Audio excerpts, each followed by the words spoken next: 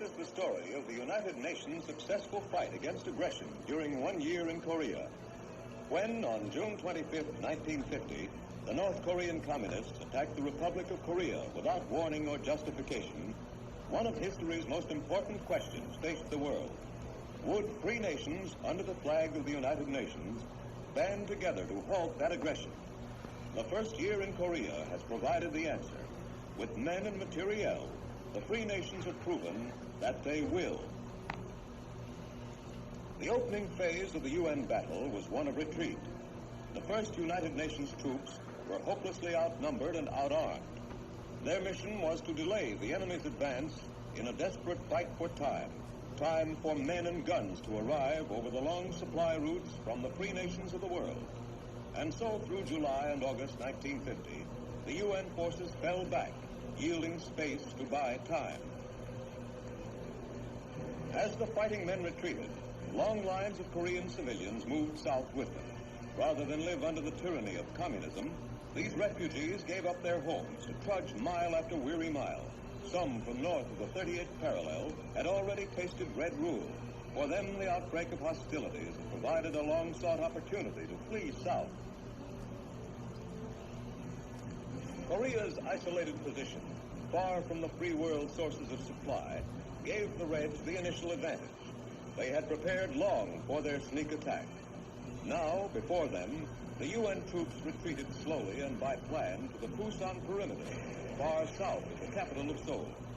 Here in a circle ringing the important port of Busan, the United Nations forces held fast.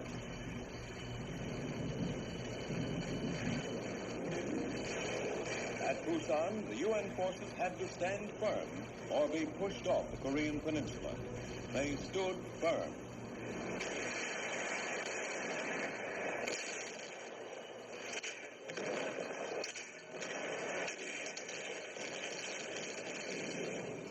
Behind the defending ring of troops, reinforcements were pouring into the port of Busan.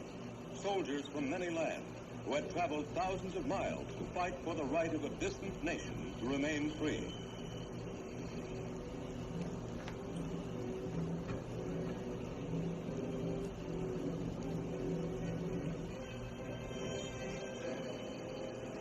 Supplies from many of the UN member nations were arriving too. Each hour of precious time gained was used in building strength for a counteroffensive.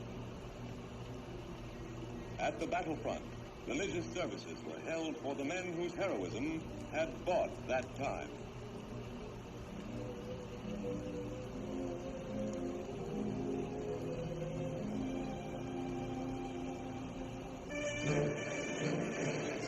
Now, slowly, the tide of battle turned.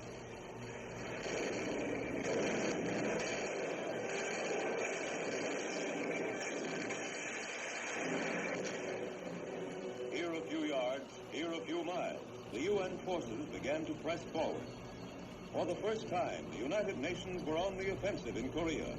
In less than 3 months, despite a tremendous supply problem, free nations working in concert had assembled a force sufficient to meet a well-equipped aggressor and turn him back. The UN flag flew in towns occupied hours before by the Reds.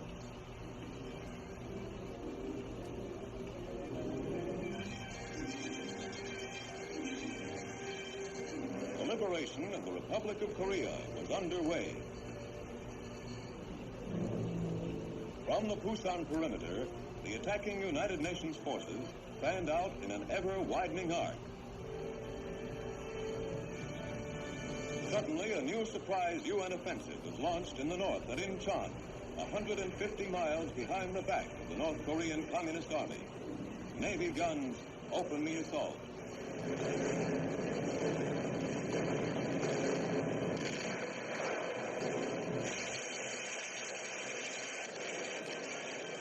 At dawn, the first waves of troops came ashore to secure the United Nations' new second front in Korea. The date was September 15, 1950.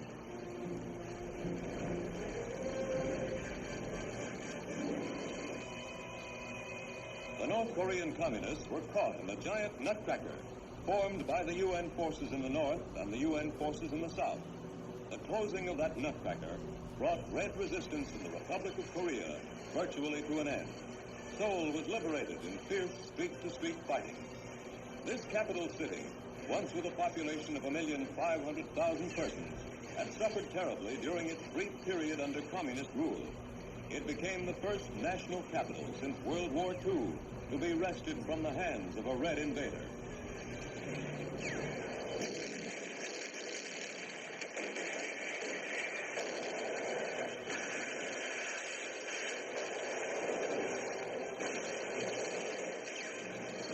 Working under sniper fire, well-equipped medical units cared for casualties. Wounded United Nations soldiers and wounded Korean civilians received equal attention.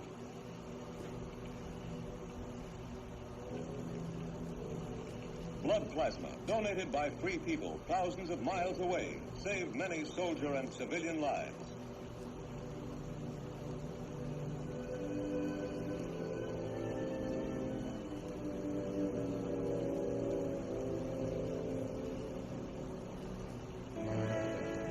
Troops of the Republic of Korea proudly carried their flag back to the liberated capital of Seoul.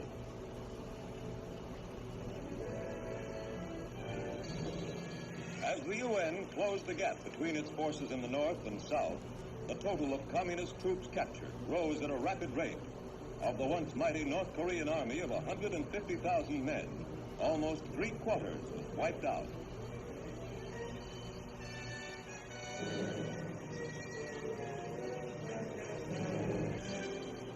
One of the big tasks begun immediately by the United Nations was the feeding of the Republic of Korea's civilian population, which had faced starvation during the communist occupation.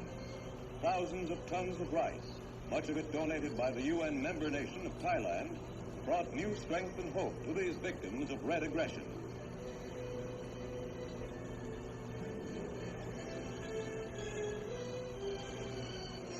Clothing was also distributed to the Koreans, and the young were not overlooked.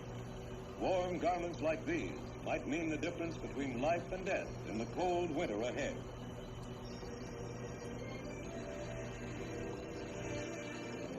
As the communists retreated, they left behind them grim remains, atrocities committed as a grisly gesture of vengeance during the last days of Red rule. At Cheonju alone, 1,500 men, women, and children were murdered by the enemy.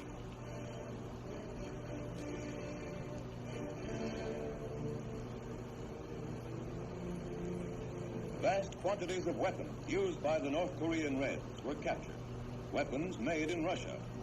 That the USSR had been supplying an aggressor was now proven beyond the shadow of a doubt for all the world to see.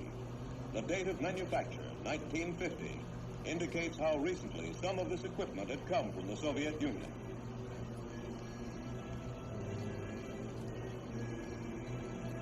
In the United Nations Security Council, United States Representative Warren Austin showed one of the Russian-made guns captured in Korea.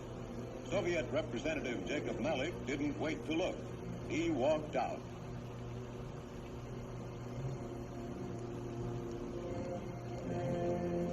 The other United Nations delegates, however, examined the exhibit, passing it along the Security Council table.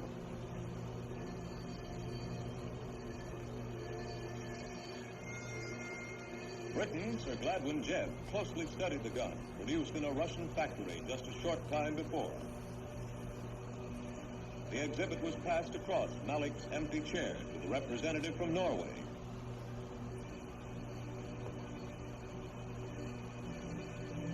But Soviet aid failed to bring victory to the North Korean communists. By September 1950, the forces of the United Nations had swept to the 38th parallel. Speaker planes were used to appeal to the fleeing communists. The voice of the UN was carried to the Reds below by powerful amplifiers. Every effort was made to bring the action in Korea to an end without further bloodshed.